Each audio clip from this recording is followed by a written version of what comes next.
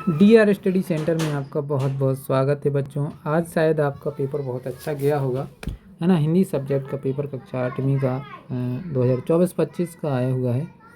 यहाँ पर आप अपने अपने क्वेश्चनों के आंसर्स मिला लीजिएगा कि किस क्वेश्चन का आपने क्या आंसर लगाया है और उसका आंसर वास्तव में वो था कि नहीं था, कि कोई और आंसर था। तो आपको एक बार अपने क्वेश्चनों के आंसर्स का मिलान कर लेना है। तो चलिए स्टार्ट करते हैं।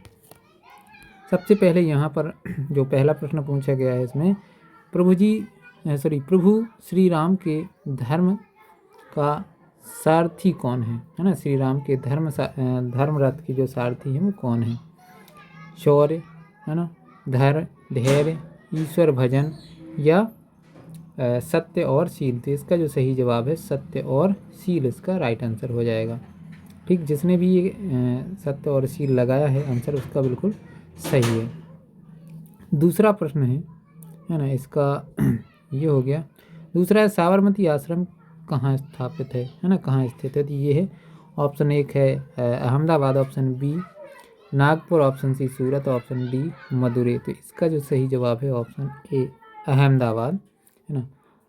सागर विश्वविद्यालय की स्थापना किसने की थी। तो इसका जो ऑप्शन ए है हरि सिंह गौर, है ना। तो इसका हरि सिंह गौर ने सागर विश्वविद्यालय की स्थापना की थी। ठीक, चलिए आगे की तरफ चलते हैं।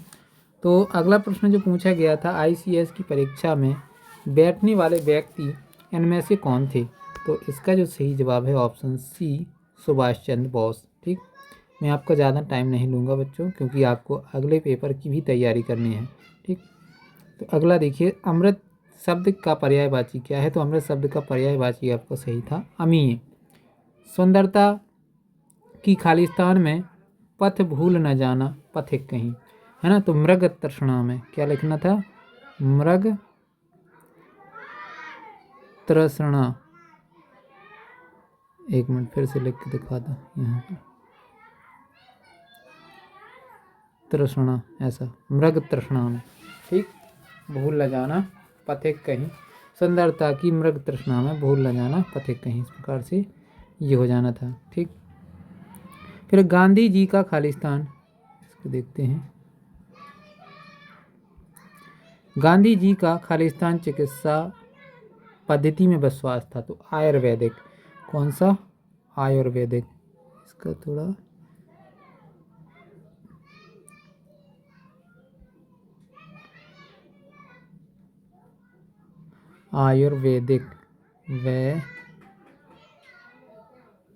आयुर्वेद सॉरी, है ना।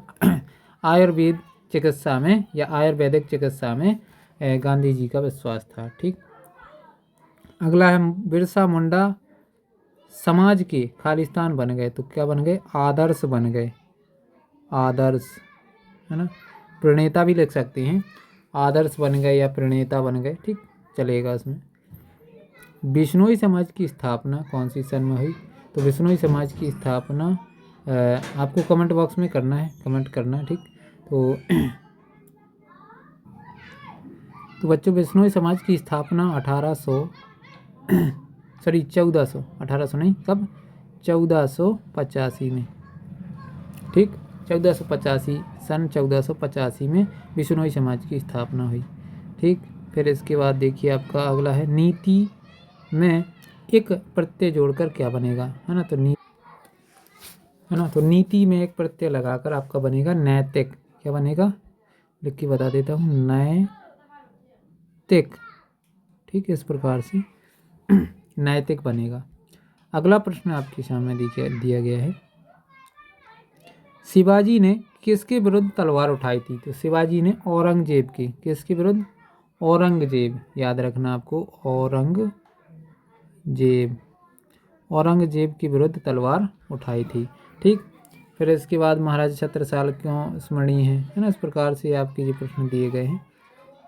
तो इनमें से अगर आपको और भी सभी प्रश्नों के आंसर्स चाहिए हैं तो एक बार कमेंट बॉक्स में कमेंट कीजिएगा, आपको हम सभी प्रश्नों के आंसर बता देंगे। ठीक, तो मिलते हैं अगले वीडियो में और अगले पेपर के साथ।